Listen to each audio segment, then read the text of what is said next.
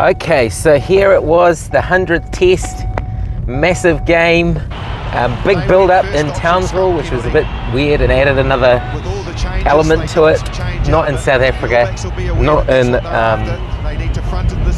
New Zealand. 100 tests between All Blacks and South Africa. Everyone up for it, and the game was everything you love and everything you hate about rugby. It was close. It had you watching to the end, even though you wanted to turn it off at what you were seeing. Just an incredibly high error rate on both sides all the time. And wouldn't you know, it came down to the last few minutes, which if you're going to write a script, that's what you'd put in it. But the way the game played out, it just made you feel a bit yuck. I think both sides kind of felt like they lost. I certainly think from the AB perspective, it felt more like a get out of a jail or a loss than a win. They were playing pretty silly, dumb rugby for most of it, rejecting three-pointers when they had their kicker, Geordie Barrett, was just smashing the ball over the post. And they left it to the last 2 minutes, to give them a chance to take a kick. And it was one of the hardest ones that they had an option. I think they turned down 7 penalties. But the psychological trauma for Geordie was spared because he got the kick. And South Africa, I think they felt like this was a win still. I don't know why. They played like as we expected. Well, I think most people expected it, but it was still unbelievable, if that makes sense. They were down by 2, and they were still doing the whole back-to-back box kicks. So you do a box kick, you somehow flukily get the ball off the ping-ponging, then you do another box kick to repeat the dose. It does seem a little bit insane, and having watched their stuff, I was still amazed that they were persisting with this tactic. And I mean, people who are pro this style would say, hey, you know, these 50-50 things is what kept us in the game. It was only when we did try and play it that we conceded the game-losing penalty. Maybe so, but I still think they probably didn't have the balance right. Certainly when you're behind, to kick the ball away seems a bit silly. And the ABs they had an absolute meal of some of these high kicks. But in saying that, Geordie Barrett at the back looked pretty comfortable, the ones he caught. So it was just only when they rang a lot of interference on him that there was trouble. So absolutely predictable, but still unbelievable, especially at the end going for those block kicks. Whereas the All Blacks, also playing equally as dumb, hadn't made any progress with the rolling maul for the whole game, and were just tethered and wedded to that idea that we're going to push South Africa over somehow from a line-out. Now, I presume this fits into why people might think the All Blacks are a bit up their own bottom sometimes, because if they'd watched the Lions, who equally tried to do similar things, they've watched other sides try to do it, and no one's really been able to do it.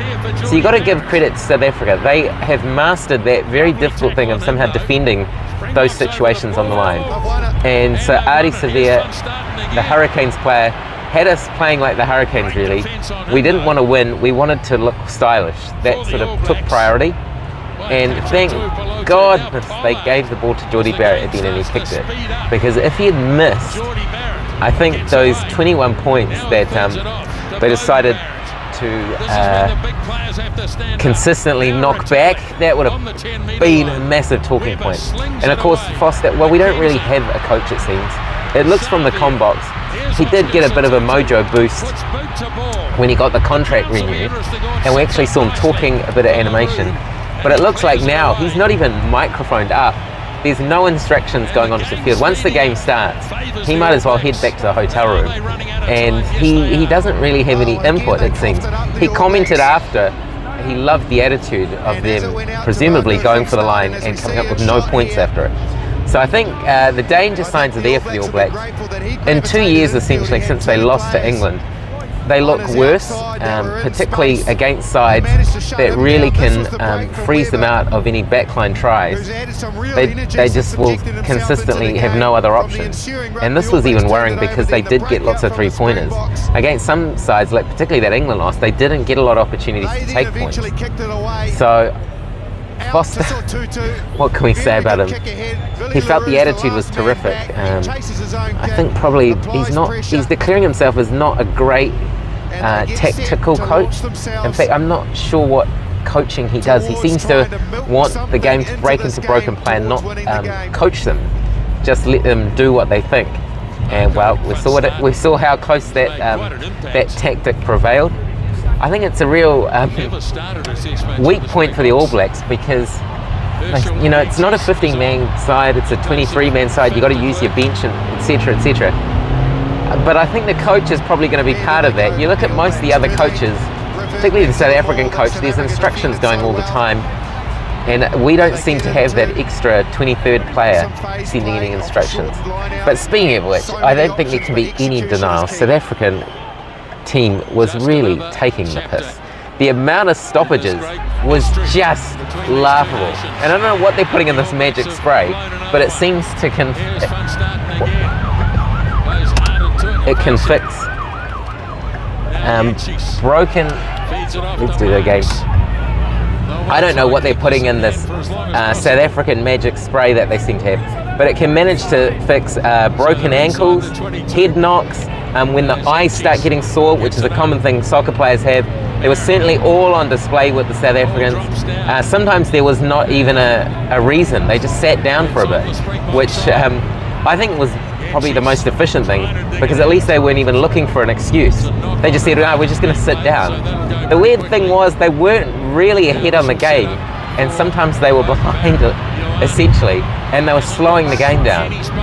And even when they had us really backpedaling, no defence out wide, they would deliberately have forwards join the end of the ruck so they can put the last foot, so Faf gets this ultimate extension, can lock his foot down for the kick. And we just seem to have oodles of time to reset for this. We still balls it up, but they seem to, I think they've got some way to improve.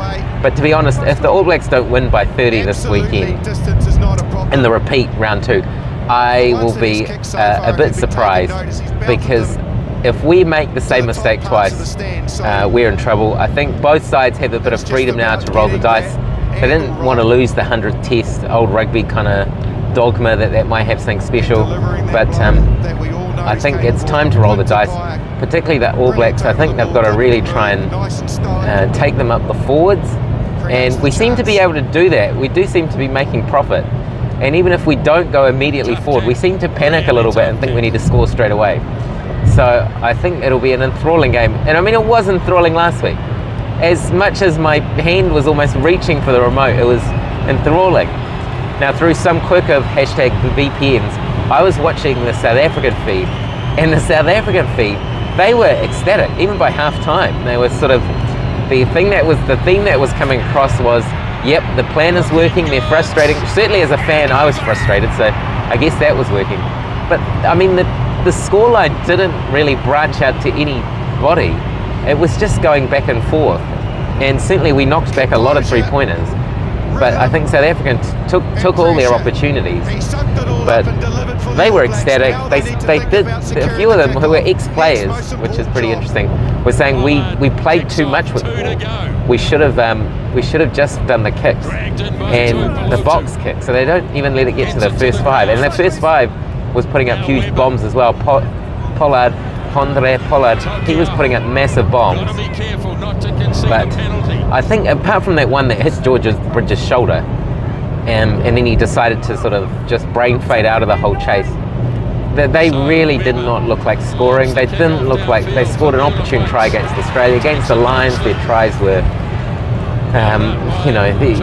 you wouldn't bet the house on them. They weren't pretty, and they didn't come from places you want to see tries come from, let's say.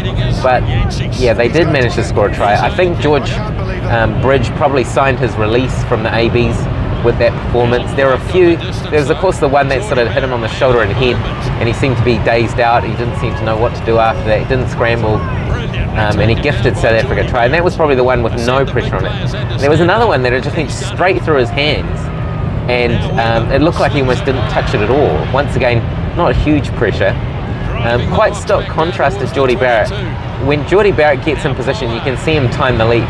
You think when he catches it, oh, that was safe as houses. So I think George Bridge will probably, I don't know where his talents lie. It doesn't seem to be with blistering pace or beating people by running over them. He seems to be in this sort of Caleb Ralph mould. Coaches seem to like him and fans seem to go, why? So I think Rico will probably, he's due to alternate again and get back on the wing. And I think that'll be a good return if Anton Leonard-Brown can come back in the side. This is really just the start, essentially, of a massive calendar and probably more tricky games coming ahead. So I think Fozzie Bear, Waka, he's going to have to rest and rotate. But yeah, it was a crazy game, being decided in the last few minutes. So I think this week we'll see a far different All Black side. I don't think they'll let South Africa dictate. I mean, I have a feeling South Africa might need to do something as well. The game heavily relies on Faf, their blondie halfback at the back, but I think that linchpin is going to be tested by a more mobile loose forward pack who are going to wrap him up, and I think that'll really kill their options. But we will see. It was the closest game of the whole rugby championship, so you can't really argue with that. But it does make you think, oh, cringe. Especially when the All Blacks playing sort of way beneath themselves. And you'd have to say the pressure probably got to them because there was a lot of drop balls. I mean, they were passing it a lot, but there was a lot of drop balls. Just like every third pass, you think, oh, they're probably, it's going to result in a drop ball, and it did. I think this week the conditions will be more familiar. Apparently Townsville is crazy hot and people are sweating and things. But I have a feeling if they played that 110th in South Africa, it could have gone a different way. There would have been referee pressure, the crowd would have been screaming, but it was in Townsville, so that's a different atmosphere, a sort of neutral ground, a lot of Australian fans there. So anyway, we look onwards and upwards. I will definitely be watching this week's game because I think we've got that hoodoo hopefully off our back of just playing them. We certainly looked relieved, and I think we'll have a license to actually play how we want to play. And we know, if anything, we can win ugly. And we certainly did add the ugly bit, and we snuck away with the win.